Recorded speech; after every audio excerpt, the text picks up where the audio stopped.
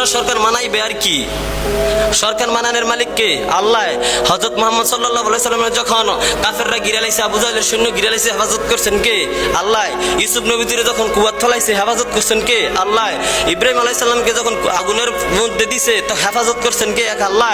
মুসা নবীদেরকে হেফাজত করছে আল্লাহ। এক কথা সব নবী আম্বিয়া কেরামদেরকে হেফাজত করছে আল্লাহ। ওই আল্লাহ এখনো আছে।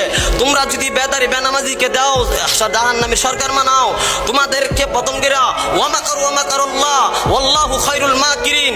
তোমরা যতই চালাকি করো, তোমার চালাকি আল্লাহ ঘুরে ভেঙে চুরে মার করে দিবে। আল্লাহ ঈসা আলাইহিস সালামের এবং ইমাম মাহাদিরে আইনা দাজ্জালের হত্যা করিয়া দাড়ি নামাজ কালেমার সরকার বিশ্বজুড়ে হয়ে যাবে ইনশাআল্লাহ। আবার হুজুররা বিশ্ব শাসন করব।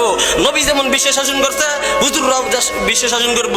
নবী দাড়িওয়ালা নামাজওয়ালা কালিমা যেমন বিশ্ব শাসন করছে, এমন দাড়িওয়ালা নামাজওয়ালা কালিমাওয়ালা শুধু বাংলাদেশ নয়, পুরা বিশ্ব শাসন করব।